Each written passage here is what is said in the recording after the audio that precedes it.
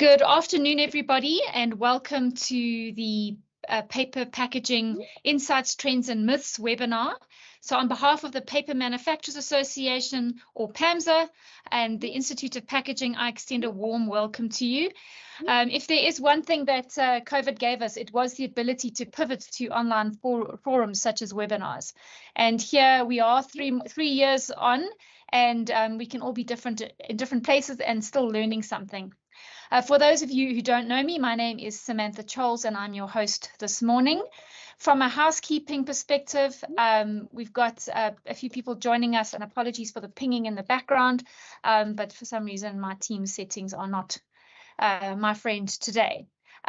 We often find it a challenge to use the Q&A section in Teams, so if you do have questions, please pop them into the chat functionality, and we will do our best to answer them either live after the presentations, or our presenters can even just type an answer in the chat to you.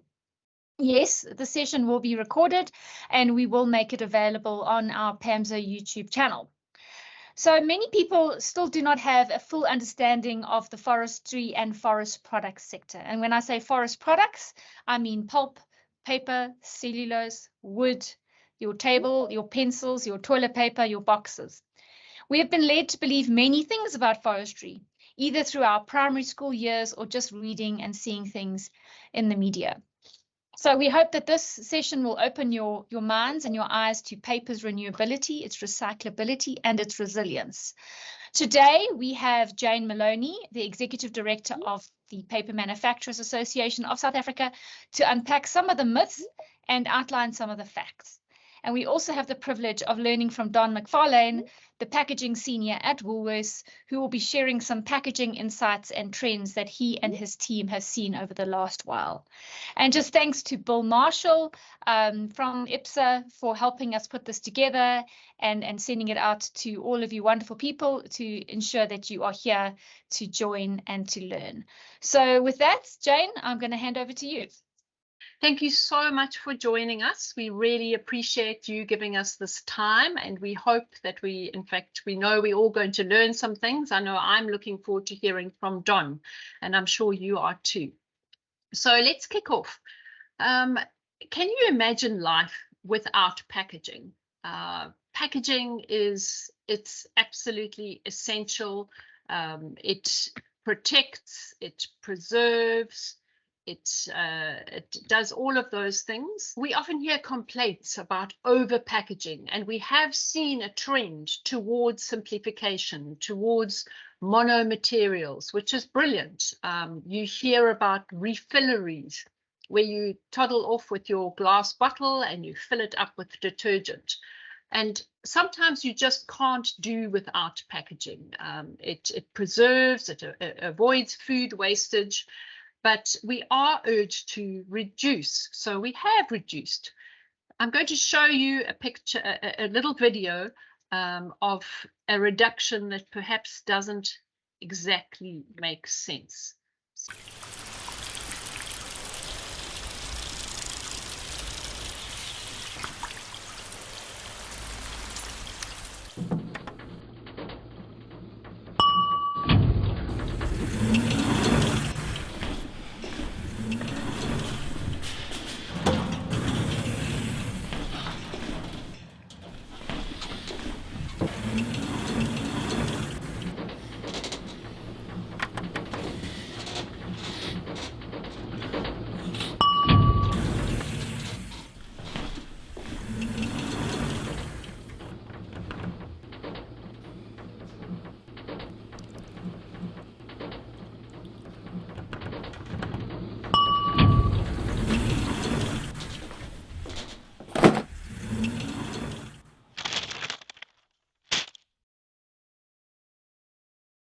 Okay, so sometimes it absolutely does not make sense to not have any packaging.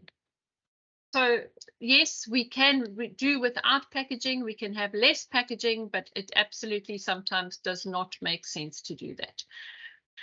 So when you think of paper, these are the sort of products that you think of when you think of paper. You imagine A4 copier paper, you imagine toilet paper, you imagine paper cups, you imagine books, boxes, all that sort of thing, pizza boxes, your medicine and all of the cement bags, anything in that line. But what you don't think about are the following, because you can make so much more from paper and from trees. In particular, your pulp can be used in yogurt, it can be used in lipsticks. If you think of taking your vitamins this morning, did you take them? They would have come perhaps in a box or a bottle with a label. Any medicine has a label. And you have apparel that is made from your viscose, which ultimately comes from pulp.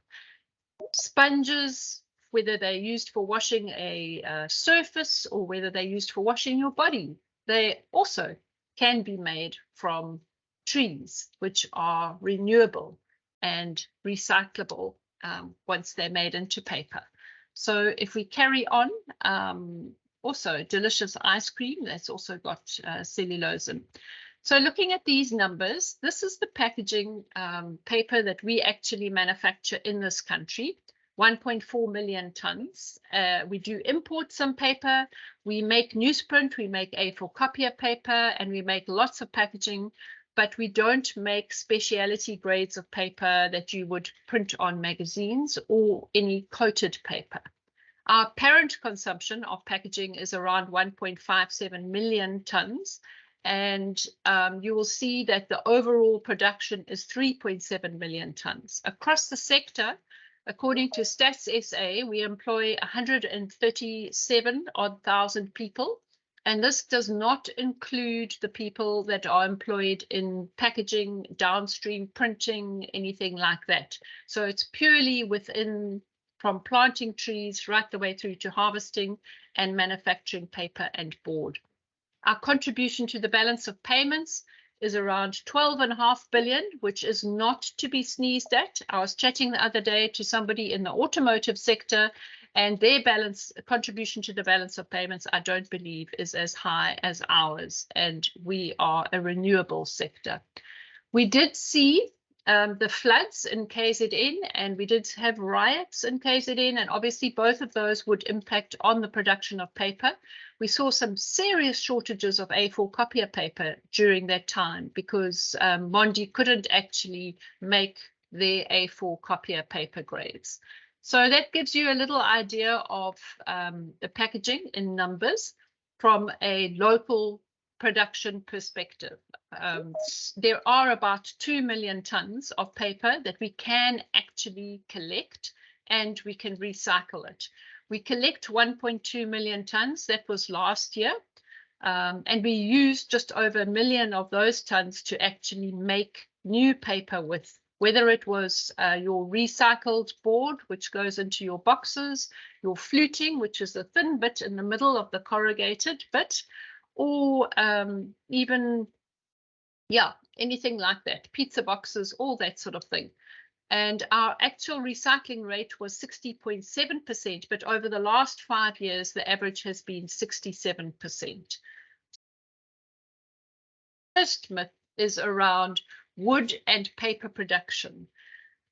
How many of you, well, we all love trees. And in fact, Josie actually has one of the largest urban forests in the world. But unfortunately, our love of trees can sometimes skew our view of trees and what is considered deforestation and what isn't. So when you see this picture, some of you may think deforestation. Oh my word, look at that arid area now where all those trees have been chopped down. Terrible. When you look at the next picture, you think, oh, maize, the combine harvester. Something is being harvested. Let's have a look at the next one. Wheat. Wheat is being harvested. This is all farming. The difference, of course, for the trees is that their rotation cycle is a lot longer than that for maize or for wheat. But if you think about trees in a different way, sustainable forestry means that you plant them, you grow them, and you harvest them. And if you cut these sort of trees down, they're fulfilling their purpose by being cut down, harvested, and then being regrown. If we have a look at the next picture, you will have a sense of the circularity and what the difference is between deforestation, which according to the WWF is all about the removal of trees without replanting those trees. So if you plant the trees specifically for paper and for production and you replant them, that is not deforestation. The primary reason for deforestation is agriculture. Things like soybeans. Think of the areas of the Amazon where they are cleared for soybeans, which are then shipped off to Europe for all those cows that are subsidized by the EU. Palm oil as well. So the tropical and the subtropical areas of the world are where you see deforestation primarily for agriculture. On the other hand, sustainable forestry is what we have been doing in this country since 1880. And the reason you plant the trees is so that you don't actually use the natural forest. We have a very, very small amount of natural forests in this country. And in fact, because we now plant other trees, our indigenous area has grown. If you drive on the road from Durban up towards Richards Bay, you will see all of the areas between the forests have now filled up with indigenous trees. So we plant 850 million trees on 676,000 hectares to make pulp and paper in this country. And in any 1 year, we never ever harvest more than 10%. And those 10% are replanted within 12 months. So we're very responsible when it comes to stewardship. We look after our grasslands and we look after the biodiversity of our indigenous plants. And in fact, the riparian areas, the water, Samantha, help me. I always forget that word. The wetlands. The best run wetlands in this country are actually run by our two biggest pulp and paper companies, Sappi and Mondi. So if we go on, our business is very circular in nature. So not just in nature. And if you see in this middle one, you'll have a look. You'll see they are busy planting the trees, and all they are using is a little bit of water to get them on the go. They don't irrigate these trees. It's just that little bit of water at the beginning and the hydrogel to kickstart the growth of those trees. So you'll see that from a business perspective, we have much more economic impact and socioeconomic impact from planted trees than we do from something like sugarcane, as an example. In fact, I think it's 3 times more economic impact and a contribution to GDP.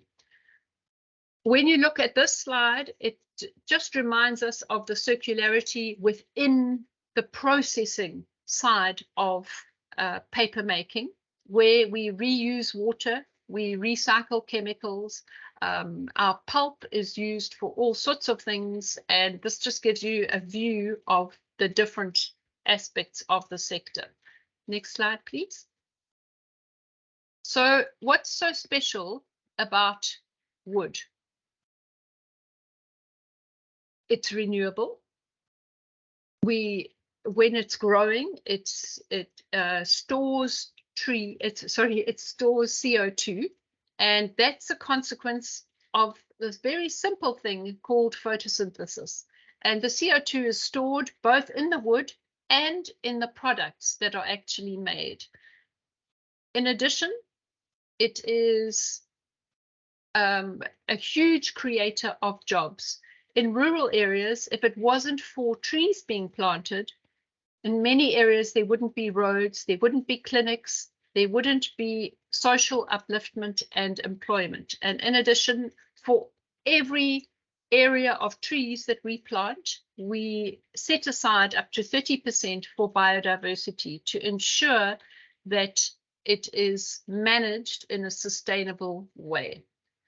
So what else do you hear negatively about trees, especially eucalyptus trees? Oh, they suck up all the water. Well, of course, if you're going to plant a eucalyptus tree in the middle of a stream, then yes, it will use a great deal of water. But trees are incredibly clever. And if you go ahead, you'll see. So we account for less than 3% of the total water use in this country. As the trees intercept rainfall, we pay a stream flow reduction tax to the government for the water that we utilize. But you have to remember that there is the same amount of water in this world, on this earth, as there was when the earth was formed. So you never ever use the water. As I've already said to you, we do plant the trees using hydrogel. And from a circularity perspective, we've been doing research to see if we can utilize the sludge in some form and nanocellulose to look at producing hydrogel in order to have that full circle, so that what was from a tree is then used to replant that tree and to support it. Most of the water is used by agriculture and by us humans in our baths and showers and that sort of thing. If we can move on, please, Sam. Water, I've already said, same amount of water. And as I said, trees are incredibly clever. So your rainwater is intercepted. Your sunlight and your wind assists the transpiration from the leaves back into the atmosphere. And the different tree species have different rates of transpiration. So your stomata on the leaves, they have the ability to regulate the water loss. And eucalyptus are very, very good at this. After all, they come from that dry and arid country called Australia. So they need to be able to conserve as much water as possible. On a very hot, dry day, those little stomata will close and the water will not be transpired. It will not be evaporated. That water is never lost. It goes round and round in a wonderful, very special circle. From an economic perspective, I mentioned this, that the trees contribute 3 times as much as irrigated sugarcane to South Africa's GDP. And eucalyptus timber plantations actually absorb more carbon dioxide, considering the amount of water that they use, than any other crop, cotton, maize, or the wheat crops. So very, very effective when it comes to water. So what about paper? Well, I know that on the internet, and everything you read on the internet is true, isn't it? Definitely. On the internet, it'll tell you that for 1 A4 piece of copier paper, it'll use up to 10 liters of water. Not so. We've actually done some research, and because we utilize that closed loop, we recycle our water.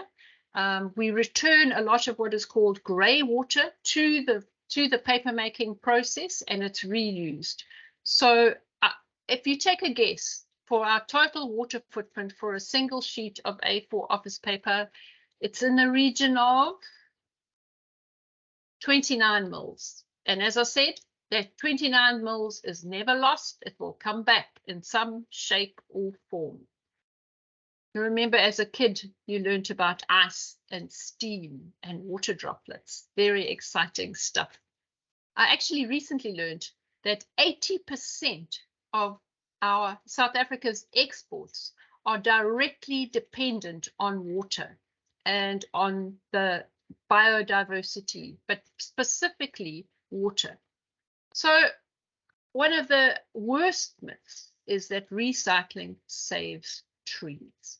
So why doesn't recycling save trees. And if it doesn't, so does recycling save trees? No, definitely not. Do we need to actually use all our resources and materials responsibly? Absolutely, we do. And we need to protect our indigenous forests and our threatened species from illegal harvesting and unsustainable practices. We absolutely must do that. But by using less paper or by not using paper at all, we're not actually saving trees. Those trees are fulfilling their purpose by becoming paper or books or toilet tissue or thickener in yogurt. So what does recycling do if it doesn't save trees? Well, a ton of paper, waste paper that you collect and that you reuse saves 3 cubic meters of landfill space. The paper fibers themselves can actually be recycled up to 25 times, which is quite incredible. But you're always going to need new fiber, fresh fiber. You are always going to need it. Recently, China closed their doors to any type of waste paper from the rest of the world. And what they did was they outsourced that waste paper to be turned into new pulp in the Asian countries like Vietnam, and they bought it from there. But they have, sorry, that was about a year or two ago. Now they've reopened their doors. Why? Because they need the boxes that have been made with virgin fiber. And the reason for that is that fiber is much stronger. And if you test a box and you compress it to see what its burst strength is, how strong that box is, you don't want to walk in like my brother-in-law did the other day with a box of wine and the bottom just goes like that and you lose all your wine. It needs to be strong. And for that reason, you always need new fiber. So it's not infinitely recyclable, although, as I said, up to 25 times. And then the IPCC, the International Climate Change Committee, they recognize that even paper, it's not just wood, solid wood like your timber trusses and things in your ceiling, it's even paper stores carbon for longer. It keeps it locked up for longer. They give it a half-life, whatever a half-life might be. Finally, it creates jobs, as I mentioned, especially in rural areas, but by recycling, you're creating an opportunity for SMMEs to develop. And any buyback center, they will tell you that the majority of them, up to 50% of what is bought at that buyback center is paper, although it is a very cyclical industry and you can have supply and demand going up and down. So what are 4 things that you can actually do where you can make a difference? The first one, all of you students out there, you have to design for recycling. You need to choose local, available, cost-effective products. And if you choose local products, even if it's a virgin product, it's better to choose a local product, paper product, than to insist on something that has recycled content that was imported, because that would have a worse carbon footprint. You need to get to know the South African paper manufacturing and recycling industry. The second thing you can do is, and you can use certified paper. So Forest Stewardship Council, they certify paper. You will see that little FSC logo, or the other certification scheme is PEFC, and in South Africa you have SAFAS, which is endorsed by PEFC. It's the Sustainable African Forest Stewardship Certification Scheme.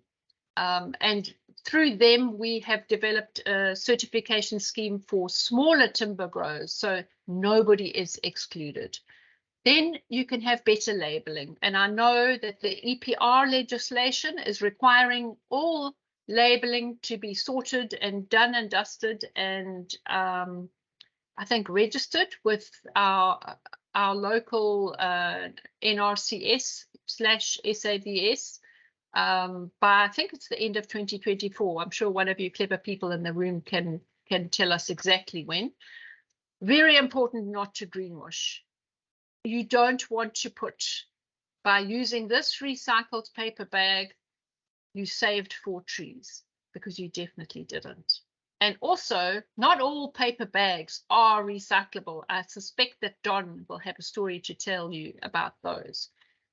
You also need to encourage consumers to separate at source, because even if the local municipality doesn't come and collect your bag of goodies, your local waste picker will be very grateful that you have separated the different recyclables into their correct boxes and or packets. And paper doesn't like to get wet or have food on it.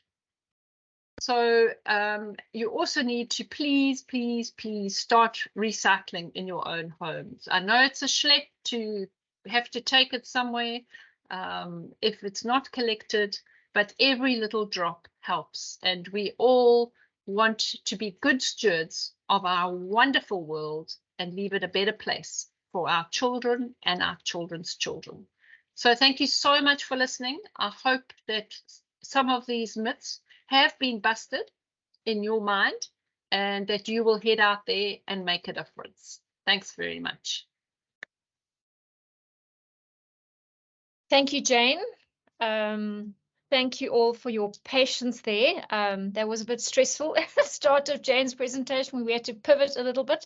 But yeah, another thing that COVID's taught us is how to pivot. So next up is Don McFarlane, Packaging Senior from Woolworths, who will share some of the myths and trends that he's seen over the last while. So I'm going to hand over to Don. Thank you, Don. Thank you, Sam, and thank you for inviting me to chat to you today about the trends that I picked up after my visit to Interpack in Düsseldorf in Germany in May. So I'm going to go straight into it, and hopefully you all can see my slides. If somebody can just give me a thumbs up that you all can hear me and that my slides are moving on. All good. Thank you, Don. And there's lots of thumbs going up. Thank you. Okay. So in May of this year, Interpack reconvened after an absence of 6 years due to the pandemic. And the theme this year was Welcome Home. So it was like coming back home, because, like I said, it's been 6 years since the industry and the packaging fraternity got together with a mammoth show like Interpack to talk specifically just about packaging processing, food processing and machinery, all related to the food and non-food industry. The theme, like I said, was Welcome Home.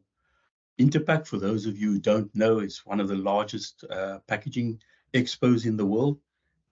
There was about 140,000 visitors from 156 countries and just slightly over 2,800 exhibitors from 61 countries.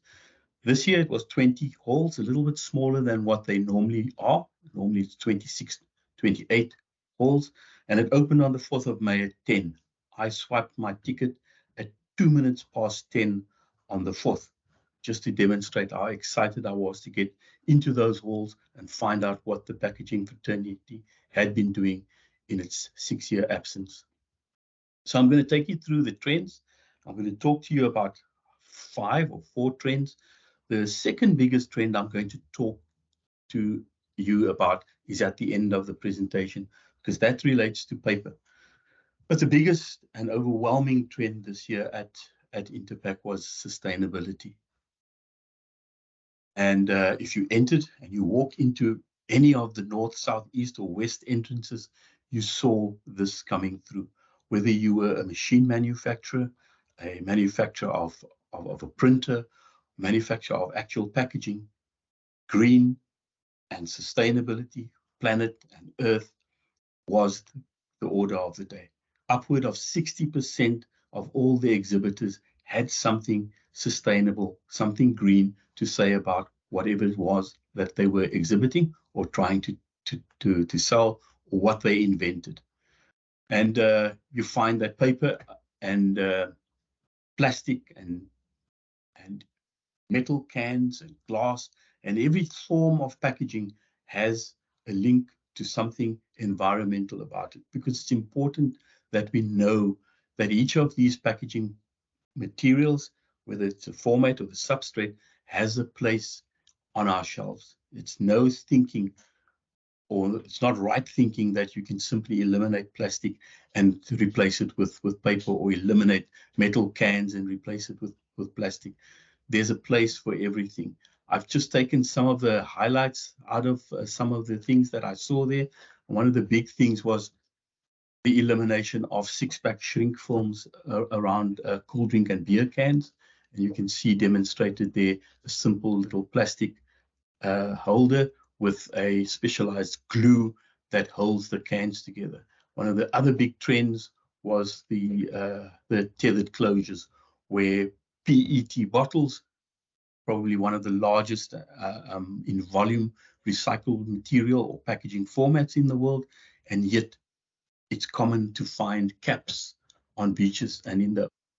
So the thinking is you simply tether or tie the closure to the PET bottle. So when the bottle is being recycled, so too will the PET cap.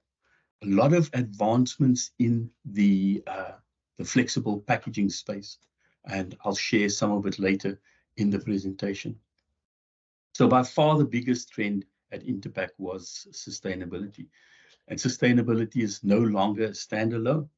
If I asked people 5 or 8 years ago about sustainability, they would give me as many different answers as I asked.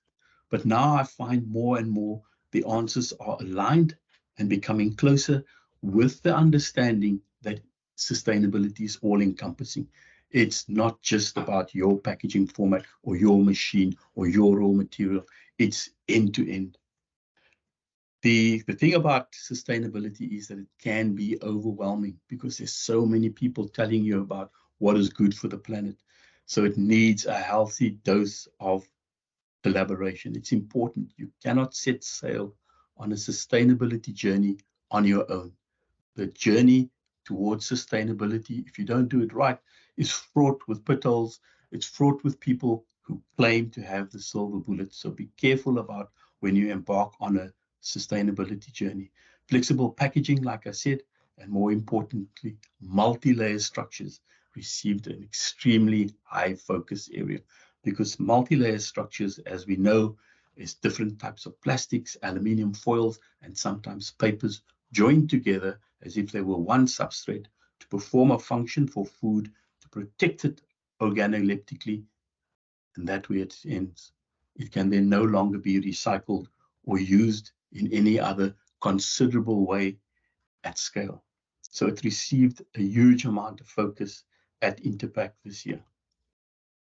The other big thing about packaging is that people or brand owners are starting to call out their credentials, their sustainability credentials on the packaging. Some of them as bold as in front of the pack, others to the rear, where you find information about recycling. You will find the carbon footprints for the pack. You'll find the carbon footprint for that specific product. It's all about sustainability, and people are not shy. Be careful though. It's fraught with a lot of myths and untruths, and we need to be careful when we negotiate our way around this. Some of our packs, you can see our multi-layer coffee structures. Coffee is traditionally a polyester film with aluminium foil and then polyethylene, and collectively it protects the coffee with its flavor. It protects the coffee from drying out and makes sure that the correct volume of moisture and coffee oils remains in the product. Our coffee packaging was noticeable on many stands at Interpack this year. Some of our other wins was our conversion away from multi-layer structures into mono structures for our muesli range, as well as some of our sauces. And the net result is that we've to date shifted 450 tons of multi-layer structures into monopolymer structures where the predominant barrier layer is EVOH. The second biggest trend is digital technology.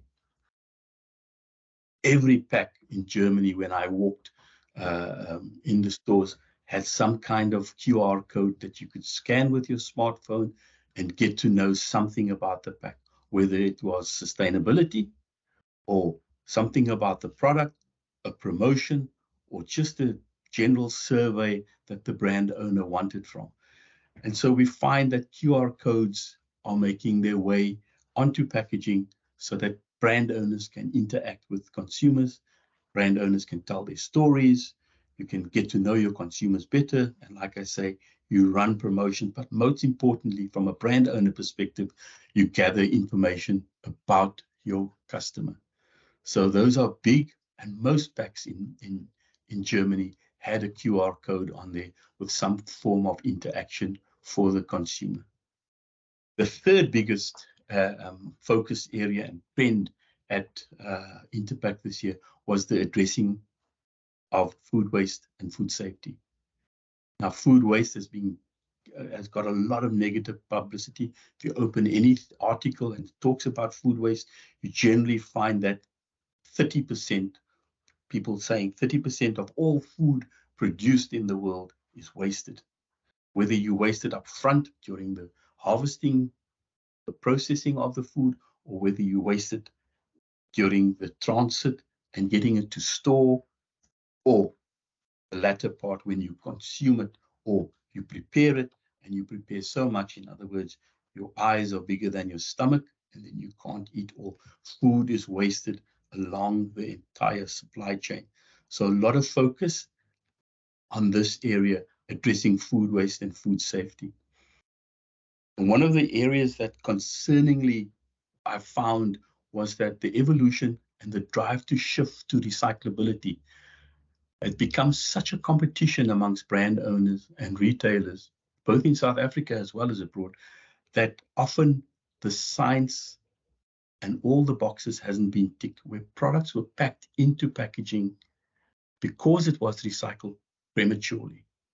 So all the boxes hasn't been ticked, not enough R&D and trials, etc. And the net result is your product starts falling over.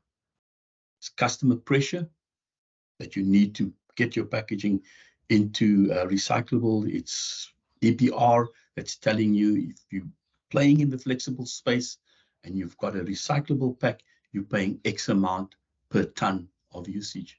But if you're playing with non-recyclables, your EPR fee is 60% more expensive. So those kinds of pressures have led, not only in South Africa, but in Europe as well, for products falling over prematurely, not achieving their desired shelf life. So the designing of the packaging and the shift from non-recyclable into recyclable is not a plug-and-play solution. It's a solution where all the boxes needs to be ticked carefully so you don't increase and add to food waste and compromise food safety. Just be aware of that. And then sadly, this is one of the trends that I found as I visited different stands and stuff. I recall a stand where I went to where there was a huge amount of money spent on the advertising of somebody in Turkey making polypropylene from pond scum and algae and stuff like that. I walked in there and I said to the guy, I want to place an order for 150 tons of this polypropylene. And he said, wow. I said, yeah, give me your order book. Let me sign it for you. I want 150 tons of this green polypropylene. Their stand was huge. Their shout was loud. They were talking about making polypropylene from pond scum. But they had only done 2,000 kilos of it, and most of it was converted in a lab. So be careful about what people say about what they can do and how they do it. And the product wasn't commercially available yet. It was them taking down my name and promising to supply me a trial roll when they get their heads around all the stuff they need to. But in the interim, we can supply you regular polypropylene. So be careful of this. Be careful of greenwashing One of the things, I went to a health shop because I found health shops are generally the area where you find a lot of novel ideas, but you also find a lot of greenwashing as well. And I bought this yogurt that was packed in paper. It's a paper lidding and a paper container, and it had quite a lengthy shelf life. It wasn't shelf stable, but it had what they call ESL, extended shelf life, not quite long life. So it's an in-between thing. And I was curious about it, and I ate it in the Uber on the way back to the hotel. But when I got to the hotel, like every other respectable packaging person on this call would be, we dissected. And I dissected it. And on the outside was a paper, and on the inside was a common polystyrene tray. So presented as and spoken about and shouted about yogurt in paper, but inside a polystyrene. And you find many of these instances and examples all over, especially in health shops, where people are masking because of consumer ignorance. And when I say ignorance, I don't mean it negatively. I mean because consumers are not up to speed and up to scratch, and they're not expected to. They may be doctors and lawyers and veterinary surgeons and be competent in other areas, certainly not packaging. And the packaging industry, in many instances, unfortunately, are capitalizing on this and doing things like this that I discovered over there. I want to talk about a big trend in Interpack was the re-emergence of paper as a primary packaging source. Not a traditional corrugated shipper to ship 6 bottles or to ship as a primary packaging source. And I've got a little thing here, and I hope my little machines are working to show you a vertical formful seal. And I got the pack of this pineapple chunks. It didn't taste as nice as I thought, but they were handing it out at Interpack as a snack on a vertical formful seal machine. I saw this running, and basically paper coming off a roll down the shoulder of a feeding tube and then being sealed on a vertical formful seal machine. There was also a horizontal flow wrap machine, and I know Nestle did a lot of this kind of things a while ago already, where they're packing bars and slab lines into enhanced paper. And then thermoformable papers for the meat and cheese industry, also very big. I saw this pack being formed at a stand where they were packing sliced meats, and the base is an enhanced paper base with a plastic lidding. So you'll find paper now no longer just a shipper carton. Paper is now a primary pack to contain fruit pieces, chocolate bars, and even sliced meats. I also attended a presentation by Mondi or one of the other guys where paper was being used as a wrap on an automatic machine to wrap product around so they can be shipped on a pallet, as well as hand wrapped with extensible paper. So quite a novel place for paper to play in and to replace plastic in that instances. A lot of plastic shrouds being shifted away from for bundle wraps or for cumulative cans and bottles, and then plastic shifting. But one of the big trends I found, which was quite interesting, because I was personally involved in Unilever's shift from solid board cartons into flexible packaging. In fact, I shifted my entire life to Johannesburg when Unilever did this from Cape Town to Johannesburg. I find a shift back into carton board for powdered detergents. Not one or two, or not only the earthwise varieties, but the pods are starting, and more commonly you find pods in paperboard, but also powdered detergents, laundry powders now making a shift back into carton board. So I'm watching this space because it's quite an interesting one. Some of the shifts that we as Woolworths has made, and I'm not going to take you through all of it, but suffice to say our flagship shift recently from PP plastic into paper for our organic pastas. It's not regular paper, by no means. It's paper that's been engineered or sized, as the paper guys who make it, they size it. It's inclusions and additives that's been put on during the paper making process. But it's important that you do ensure that when this paper comes off the line, that you're going to use it, because now you can seal it and it's got an extra moisture barrier, and some of them even have extra oxygen barrier. It's important that the paper remains recyclable in South Africa. And there are many reasons for the emergence of paper in coming through. The heightened awareness of plastic pollution, and whether you defend plastic or not, the fact that plastic floats around in the ocean is true.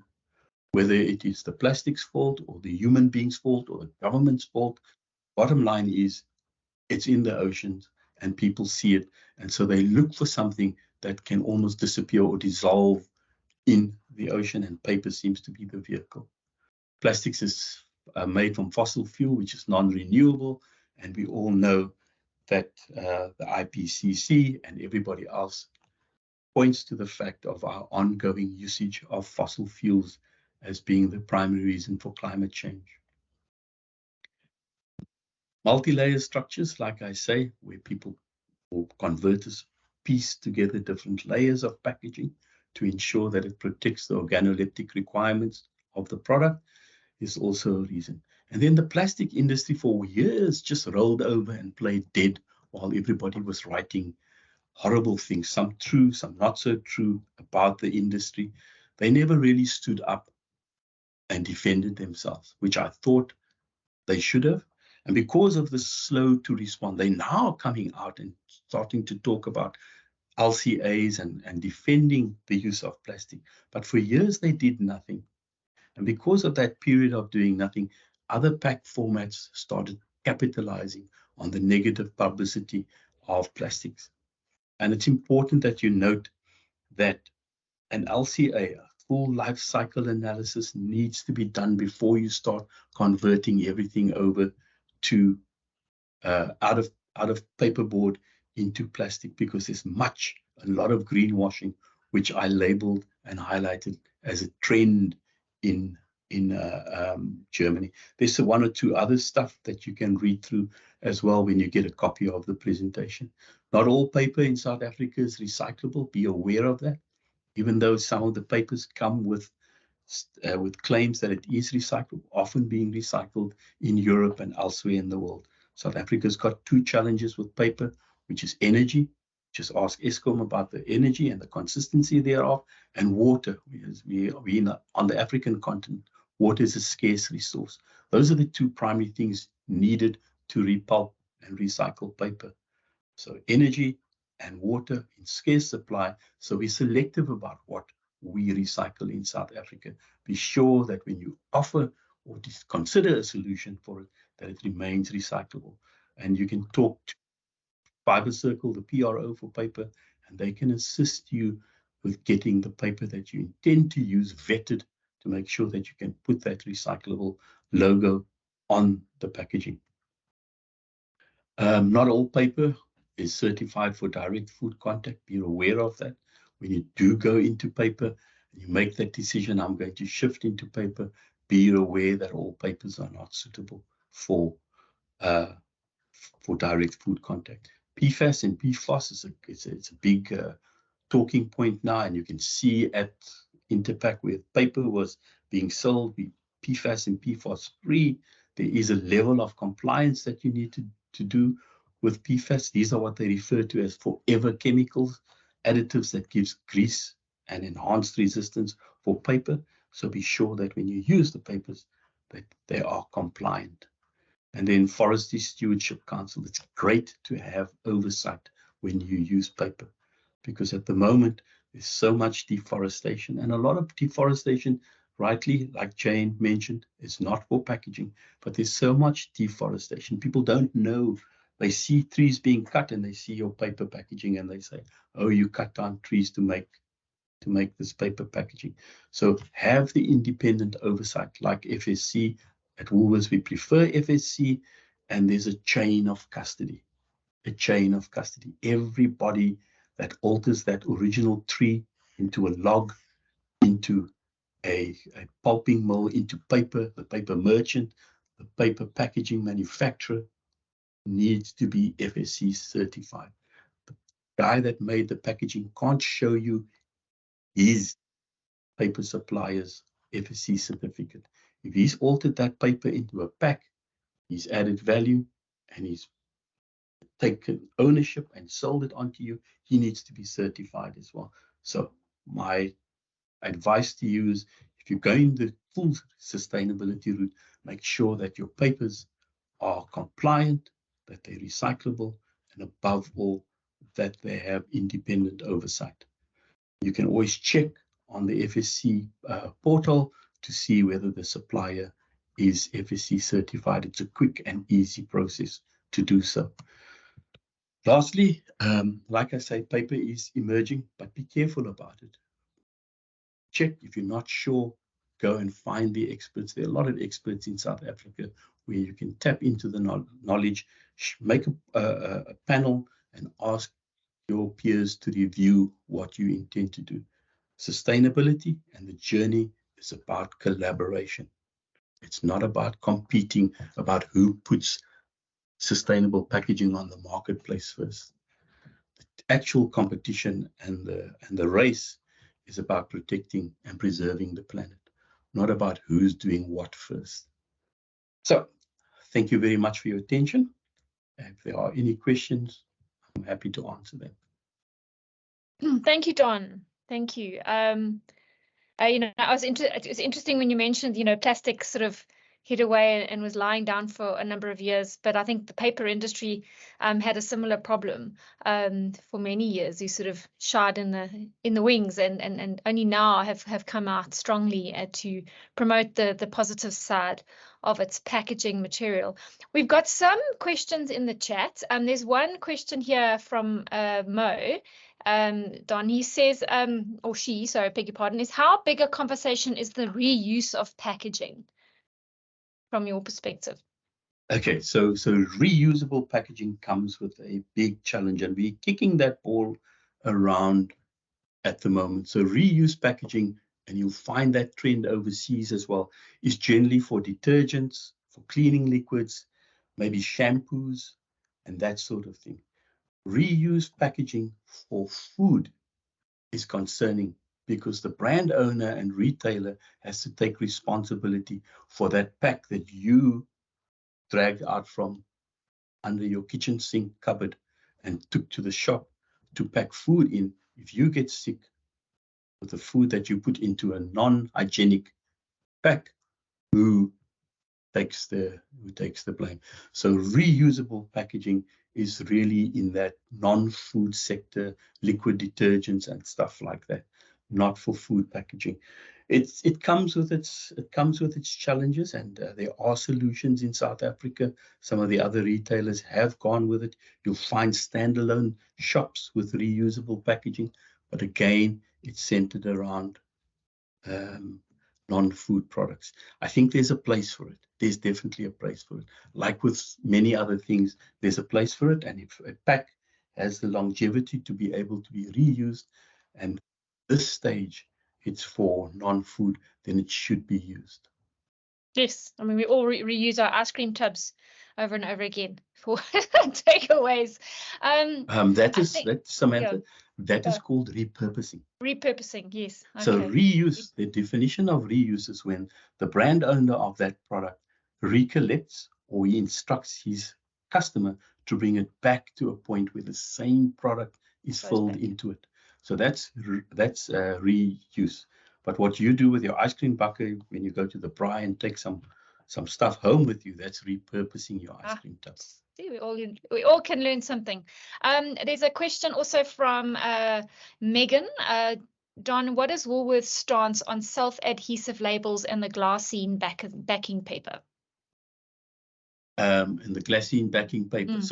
So glassine backing paper has always been a challenge for many years, because that's what builds up at the pack houses when they're packing strawberries and they're putting that label.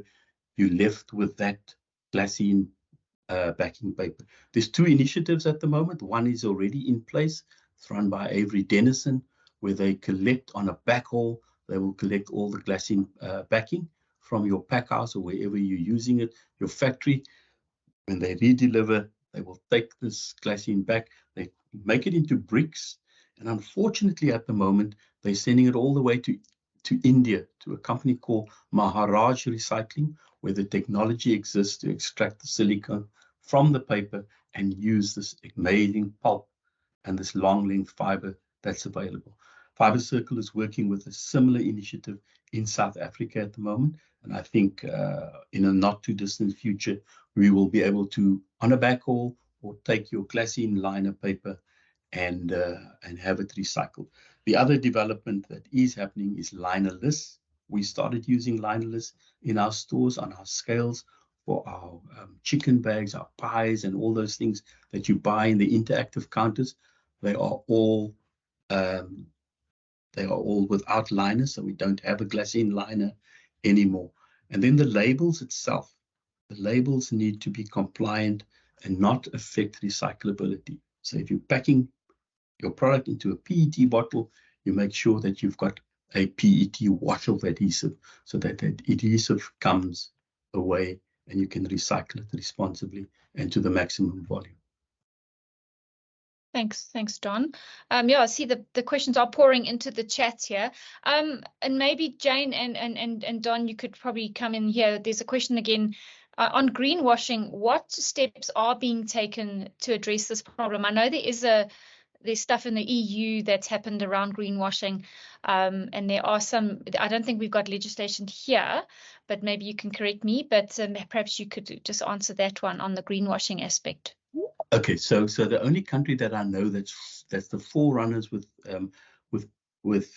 imposing fines and correcting the behavior of brand owners and retailers with regard to greenwashing is Australia. They're at an advanced stage already, and they've got definitions for what greenwashing is, where you overstep the mark, and what the penalties are. I think it will eventually come. I think disruptive fees are what is going to be a deterrent to prevent people from continually greenwashing, continually making known mistakes about packaging, and especially where there's an alternate.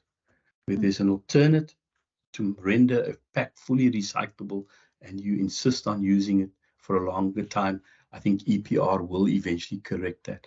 But there's no legislation around greenwashing, and therefore I always urge you, I do it all the time. I go out into the marketplace, choose those guys who are the experts, present what I've got, and ask them for comment, because greenwashing can be so convincing, and you could quickly trudge down a road that is not all that it's made out to be. And it can come back to bite you in a very expensive way. Kirill, good to see Kirill on the Kirill Dimitrov here.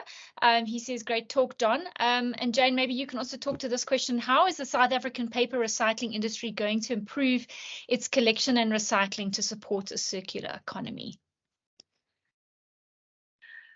Kirill, you know better than anybody that it's around supply and demand. But because we do have EPR now, and I think Fiber Circle has over 200 members, so they are all paying an EPR fee, and Fiber Circle has effectively been tasked by them to do things, have initiatives, have projects to improve collection. But you always need demand, and if there is insufficient local demand, and you know the paper industry is very capital intensive, requires billions in investment, barriers to entry are high, so you're not going to have a new recycling mill built to to consume extra material. The Paper Manufacturers Association, though, we do continue with education, and if you can't use your paper locally, then some of it does get exported. So yeah, that's the story at this stage. I don't know if Don would like to add something there. No, it's fine. I do want to. I saw concerningly somebody ask, when is EPR going to affect South African brand owners? And I wanted to say, whoa. it's a bit late. It's already affecting brand owners. We are in year 2 of EPR regulation. It came into effect a number of years ago, but as at the 5th of November 2021, if I remember correctly, it was then said by 1 January, EPR fees must be paid for anybody that uses above 10 tons of a specific packaging type. So to answer the person who put on the chat, when is EPR going to affect brand owners? If you're a brand owner and a retailer and you're not paying EPR fees, or you're not aware that you are paying EPR fees, then best you register with DEFI. You can go onto their website and register as a producer of waste, and then you can take it from there. DEFI is always threatened that there would be fines for those who join late, and you may have to pay a fine if you're not registered, or if you haven't been paying EPR fees. January 1, 2023 was year 2 of the EPR regulation in South Africa. Thanks, John. Just on that question around paper recycling, I think there's still a lot of consumer education that has to happen. I did a community cleanup on Saturday, and people were bringing all their recycling, and stuff wasn't rinsed and stuff was mixed, and there was all sorts of stuff that couldn't be recycled easily. And so there's a lot of education with people around what can be recycled, what can't be recycled. I suppose everything can be recycled. It's whether or not we have the technology in the country to do so, and whether it can be done and cost effectively. So, recycling mills still have costs to cover and a business to run. Sinead Hoffman is asking a question here, and she's asking if it's a silly question. Let's see here quickly. Why do single polymer products like PET, which are also very widely recycled, price the same according to the EPR products like Tetra Pak cartons, that are multi-layer products but not readily recycled? Sorry, I read that quite quickly. So basically, PET and Tetra Pak cartons, or your multi-layer paper-based packaging, is priced at the same rand per ton, I think, for EPR. I'm not sure. That's what this Sinead is saying here. Yeah, I think the only silly question somebody once said is the question that's not asked. So whoever said this question is silly, it's not silly. So both PET in its bottle format or tray format is being recycled. It's admittedly being recycled at higher volumes than Tetra cartons. Tetra cartons are being collected and recycled in South Africa, and it's taken to Johannesburg, and they are able to separate the pulp out of it, and they are left with what is known as polyalu or alu-poly, with the aluminium foil and the polyethylene, and they make that into a resin, and it's being used, not as much as it could and can be, but it is being used to make some products. Tetra cartons is specifically done by Petco, and they have a rand per ton. Can't remember what the number is, but then they also got PET, which has got a rand per ton. And why the fees vary, it depends on where South Africa is with regard to bedding down infrastructure. So if something new is up and they need to bed down new infrastructure, then the fees can be quite steep, because there's a lot of initial school fees that needs to be paid. Whereas PET bottles in South Africa, there's an established recycling process. Guys that do recycle it, people that do collect it, buyback centers that do take it. And so a lot of fees is just done for expanding and maintaining that infrastructure. So it's not about how bad the paper or the pack is, but it's about where you are on the journey to get that pack recycled in South Africa. Jane's got her hand up mechanically. Jane? Yeah, thanks. I just wanted to add to that. So on paper, if it's recyclable, the fees are lower. If you then take that paper and you coat it with a coating that is not recyclable or makes it less recyclable, the fees are higher. So, for example, Mondi would make the A4 copier paper totally recyclable, straight into a repulper. You can make toilet tissue out of it. And I've seen a little paper mill with a bucky offloading into it and toilet tissue out the other end, a little bit more complicated. But on their reams of paper, if that, the wrapper, the ream wrapper, if it's less recyclable, then when Mondi purchases that from Afripack or whoever does it, they pay a higher EPR fee to Afripack, who then pays it to Fiber Circle. So that's why it's more expensive. It's because it's less recyclable. So that is happening in this country. I see a comment there from Jan P, the guest. He's asking, let's settle this right here and now. Is paper straws better than plastic ones?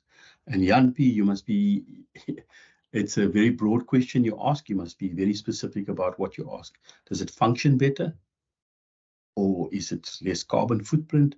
What is it about paper straws that you don't like?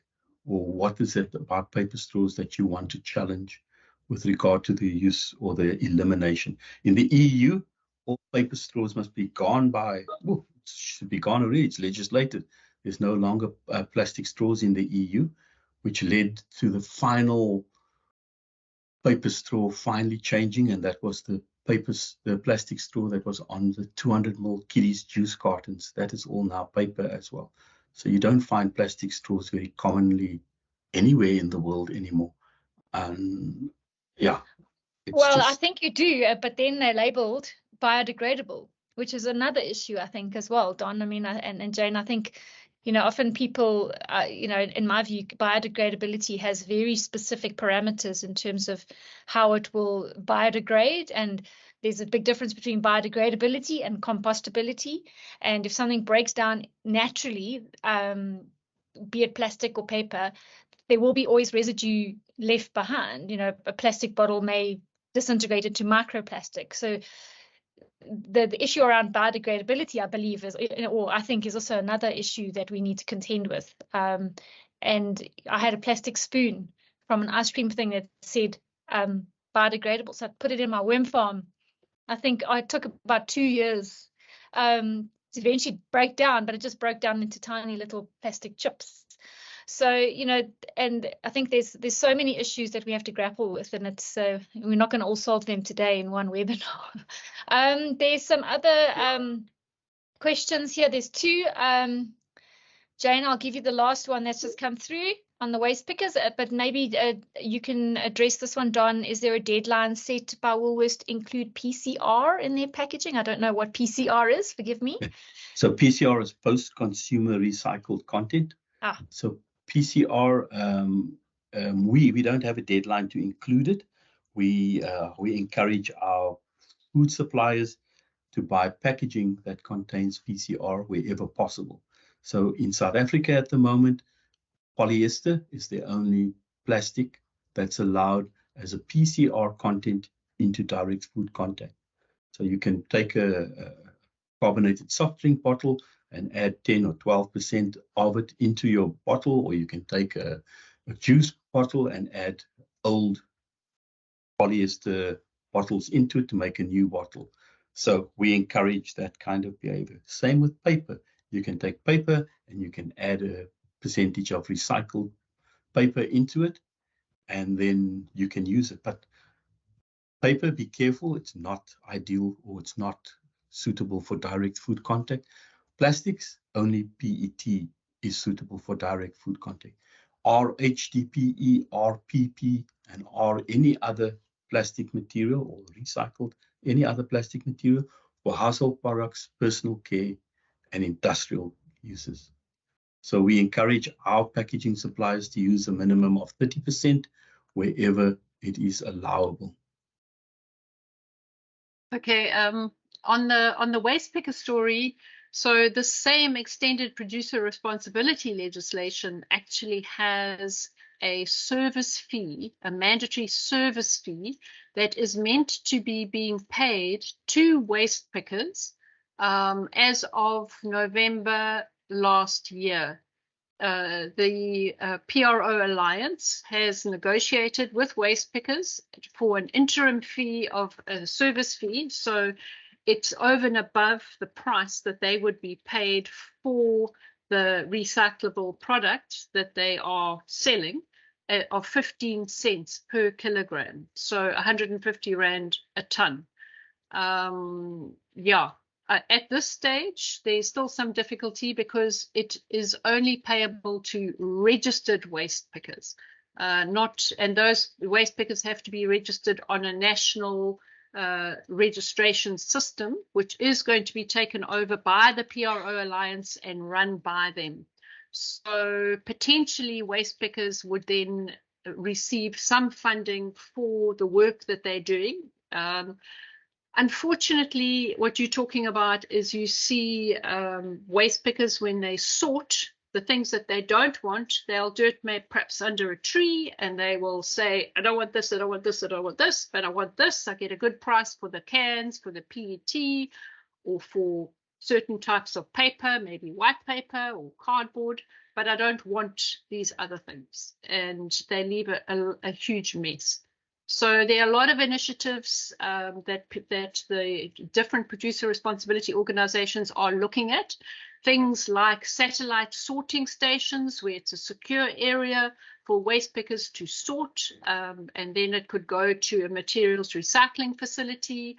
They also need to partner and work together. They can't protect their material. They can't say, I am only going to do paper or I'm only going to do plastic. You need to work together, because if you have, and to increase the value of the basket of goods that a waste picker collects. So, and that's something that the producer responsibility organizations through the EPR fee can actually work together to do.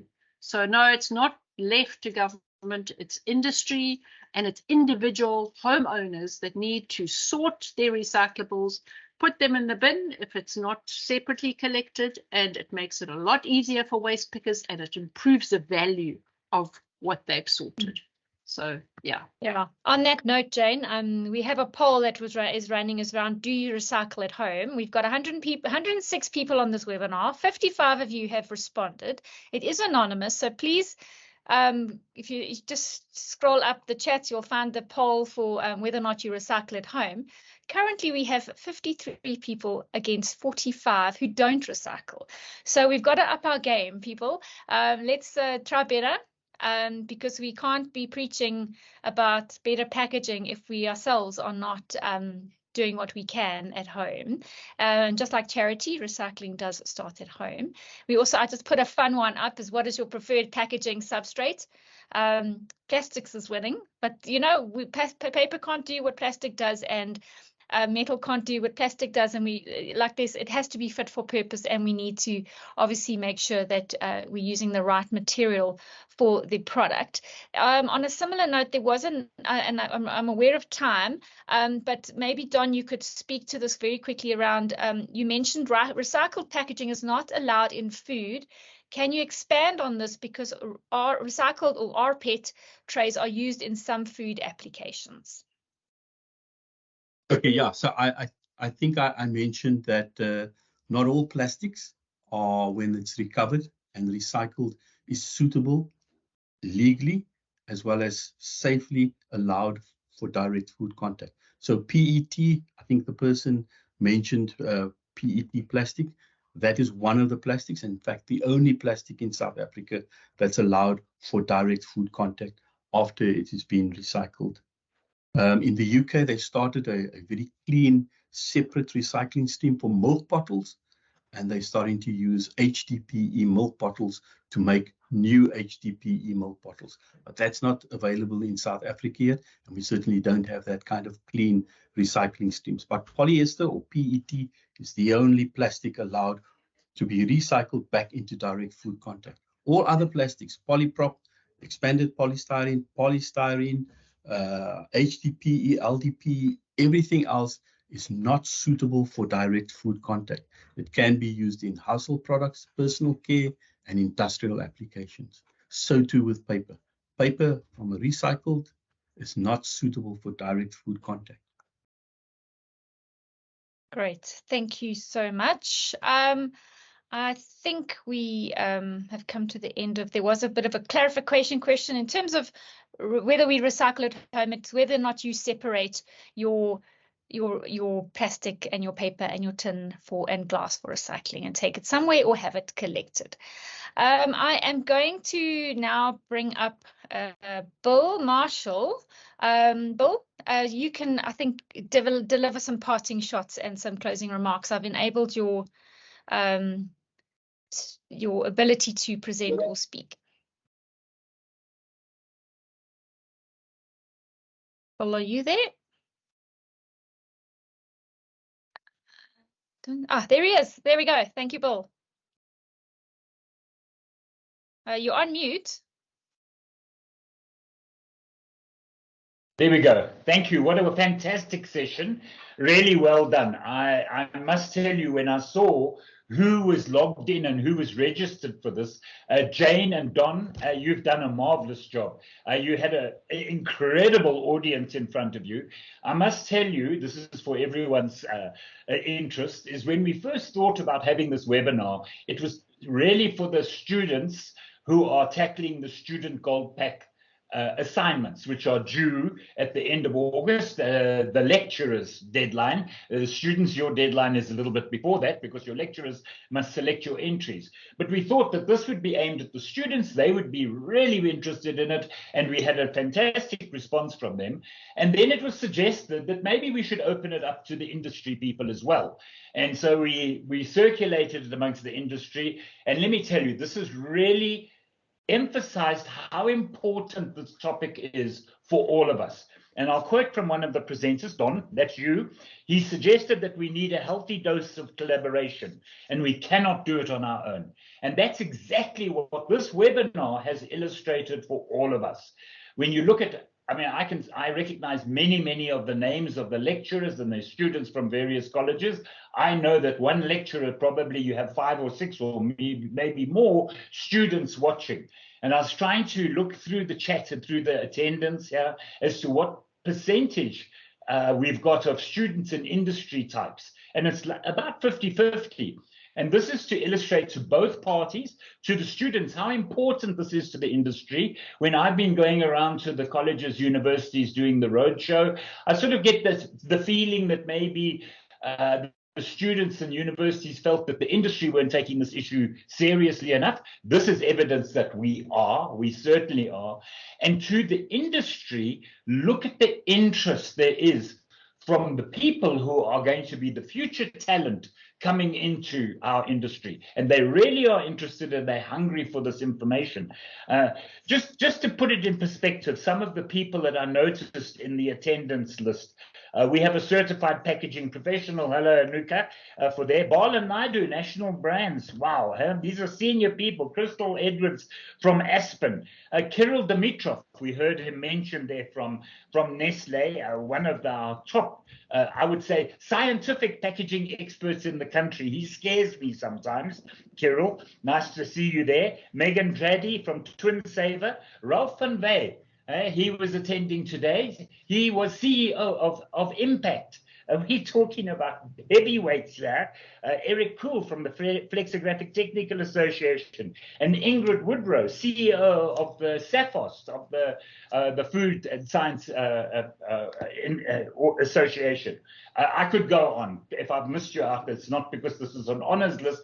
I've just explained to everybody how blown away I am by this presentation. And thank you so much to PAMSA for hosting it and for supporting the students, the Student Gold Pack, and well done to everybody. Thank you so much. Thanks, Samantha.